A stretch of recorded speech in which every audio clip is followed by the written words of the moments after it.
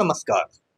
पटना बिहार से मैं Amitabh Kumar Das, IPS 94 batch, और आप देख रहे हैं मेरा अपना YouTube चैनल दास बोले बिंदास।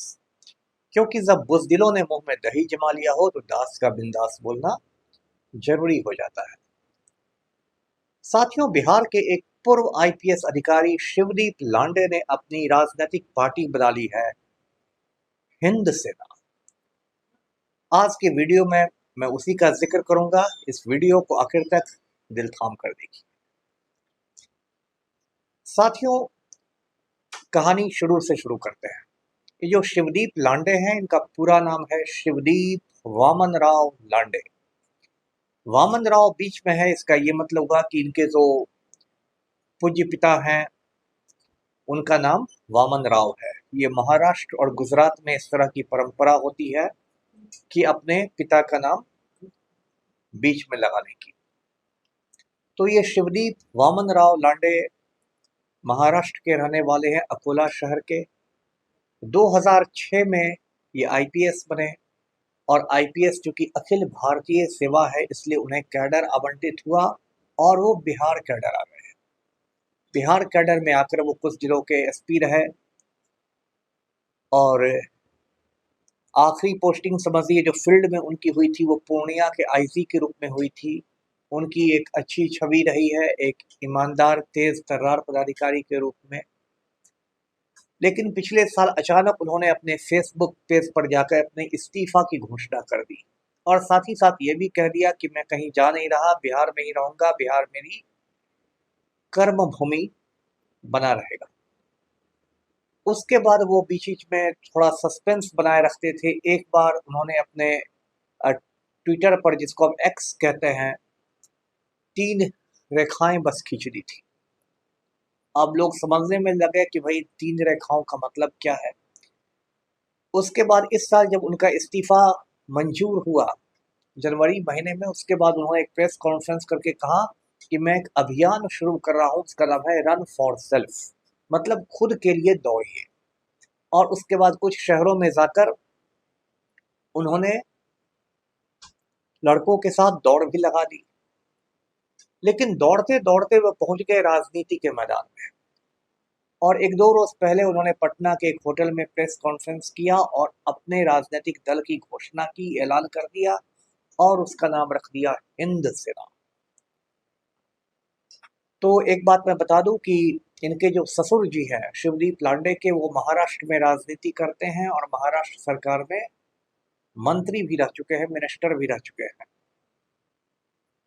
तो हो सकता है ससुर जी की ओर से भी कुछ गुरु मंत्र मिला हो। और इनकी पत्नी डॉक्टर ममता है, वो भी हमेशा इनके साथ परछाई की तरह रहती है। अच्छा है, पत्नी है तो साथ रहती है तो अच्छी ही बात है। तो ये सब हुआ। उसके बाद शिवदीप लांडे ने उसमें ऐलान किया कि ये जो मेरी पार्टी है हिंद सेना, ये 3 सिद्धांतों पर कायम रहेगी: मानवता, न्याय और सेवा, ह्यूमैनिटी, जस्टिस और सर्विस। ह्यूमैनिटी का मतलब हो गया इंसानियत, जस्टिस हो गया इंसाफ, और सर्विस यानी खिदमत। तो इंसानियत, इंसाफ और खिदमत के रास्ते पर ये हिंद सेना चलेगी।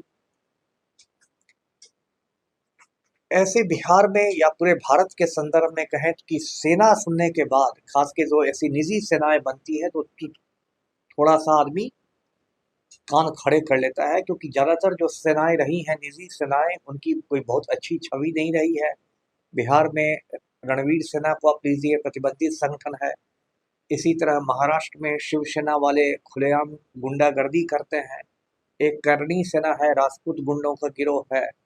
तो इस तरह की सेनाओं के नाम से आदमी थोड़ा सतर्क हो जाता है। खैर, हिंद सेना है, उसमें हिंद जुड़ा हुआ है, तो ज्यादा सतर्क होने की नहीं जरूरत है। कुछ अच्छा काम करेगा, हम उम्मीद करते हैं। लेकिन इसमें साथियों 2-3 बातें हैं। पहली बात तो ये कि शिवदीप लांडे को मैं छोटे भाई जैसा मानता हूँ, मुझसे काफी जूनियर हैं।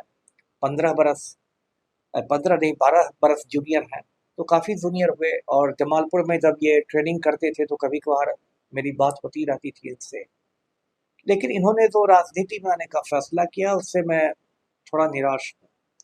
निराशा की कुछ वजह है कि शिवदीप लांडे ने कहा कि मैं बिहार की सभी 243 सीटों पर उम्मीदवार खड़े करूंगा। अब ये तो मुझे कुछ अतिरिक्त आत्मविश्वास लग रहा है, कुछ ओवर कॉन्फिडेंस लग रहा है। अभी आपकी पार्टी बिल्कुल तैयार हुई है और 24 घंटे भी नहीं हुए हैं और किसी पार्टी के साथ गठबंधन किए बिना आप यदि सभी सीटों पर चुनाव लड़ने की बात करते हैं तो इसको दुस्साहस ही माना जाएगा। यहाँ जो बड़ी बड़ी राष्ट्रीय पार्टियां हैं वो गठबंधन करके चुनाव लड़ती हैं, उनमें इतना कॉन्फिडेंस नहीं है कि वो सभी सीटों पर खड़ा कर दे उम्मीदवार। और आप कह रहे हैं कि 243 सीटों पर हम खड़ा करेंगे। पहली बात तो मुझे यही संदेह है कि इनको 243 उम्मीदवार मिल जाएंगे, ये भी एक संदेह का विषय है। अगर मिल भी गए किसी तरह तो शायद ही किसी उम्मीदवार की जमानत बच पाएगी। ये मैं अभी से भविष्यवाणी कर रहा हूँ जितनी मेरी समझ बिहार की राजनीति की है। और उसके बाद क्या होगा कि इनकी पार्टी के फंडिंग पर भी सवाल उठाए जाने लगेंगे जो लाजमी है, क्योंकि शिवदीप ने खुद तो इस्तीफा दे दिया है। अब तो ना उनको वेतन मिलता होगा और चूंकि कम समय में इस्तीफा दिया पेंशन वेंशन भी नहीं मिलता होगा। हो सकता है कुछ पुश्तैनी मतलब कुछ पैसा हो या कुछ वाइफ मदद कर दे। लेकिन इतना चुनाव खर्चीला हो गया हिंदुस्तान का, मैं तो पूरे हिंदुस्तान में घूम घूम कर चुनाव करा चुका हूँ, जगह जगह मुझे चुनाव आयोग भेजता था ऑब्जर्वर बनाकर। इतना ज्यादा धन बल की उसमें प्रधानता हो गई मनी पावर की कि एक सीट पर चुनाव लड़ना कोई हंसी खेल नहीं है। और 243 सीटों पर चुनाव लड़ने के लिए तो आपको मतलब समझिए करोड़ों करोड़ रुपए चाहिए। तो ये फंडिंग पर सवाल होने लगेगा कि आपकी फंडिंग कहाँ से आएगी। आप बिल्कुल ये होकर अकिंचन होके गरीब होके तो चुनाव नहीं लड़ सकते। तो ये सब बातें हैं। इसलिए मुझे अभी भी लगता है कि शिवदीप लांडे को सेवा में रह के ही अच्छा काम करना चाहिए था। बिहार में पुलिस की कितनी खराब छवि है, ना हमसे छिपी है ना आपसे छिपी है। थाना में इतना भ्रष्टाचार है, इतनी दलाली है, इतना खराब माहौल है कि कोई भी शरीफ आदमी अपनी मर्जी से थाना नहीं जाता है। जब तक बिल्कुल मजबूर नहीं होता है थाना लोग नहीं जाते हैं। और ये नीचे से लेके ऊपर तक हालत खराब है। तो यदि शिवदीप लांडे कहीं आईजी रहते तो कम से कम अपने क्षेत्र में जितने उनके थाने थे उसमें कुछ सुधार करके वो आम आदमी को राहत दे सकते थे। लेकिन उन्होंने राजनीति का रास्ता चुना, तो इससे मुझे कोई बहुत प्रसन्नता नहीं हो रही है। और मैं उन्हें मैडम किरण बेदी की याद दिला देता हूँ। किरण बेदी का नाम आपने सुना होगा। ये 1972 बैच की आईपीएस थी और हिंदुस्तान की पहली महिला आईपीएस थी। एक बार ये गणतंत्र दिवस में परेड कर रही थी राजपथ पर, इंदिरा गांधी प्रधानमंत्री थी, उन्होंने किरण बेदी को देखा तो इतनी खुश हो गई कि अगले दिन उन्होंने 27 जनवरी को किरण बेदी को बुला लिया अपने साथ नाश्ता करने के लिए, ब्रेकफास्ट करने के लिए। इतना भौकाल था किरण बेदी का। हम लोग बचपन से बड़े होकर उनका नाम सुनते आए। उनको मैग्सेसे अवार्ड मिला जिसको एशिया का नोबेल पुरस्कार कहा जाता है। लेकिन बाद में किरण बेदी राजनीति के दलदल में आ गई और ये जो तड़ी पार अमित शाह है उन्होंने किरण बेदी को सपना दिखा दिया कि आप तो भाई दिल्ली के मुख्यमंत्री बन जाएंगे। और किरण बेदी की कितनी दुर्गति हुई दिल्ली के चुनाव में वो आप सबको पता है। वो अपनी सीट तक पर नहीं जीत सकी, विधायक भी नहीं बन सकी, एमएलए नहीं बन सकी। आम आदमी पार्टी के एक आम कार्यकर्ता से, एक आम वर्कर से हार गई चुनाव। चुनाव में हार जीत होती रहती है, ये हारना कोई शर्म की बात नहीं है। शर्म की बात यह है कि कुर्सी के मोह में किरण बेदी ने तड़ीपार की पूंछ पकड़ ली। और एक समय में मैं किरण बेदी का बहुत प्रशंसक हुआ करता था, 2-3 बार मुझे उनसे मुलाकात भी हुई है।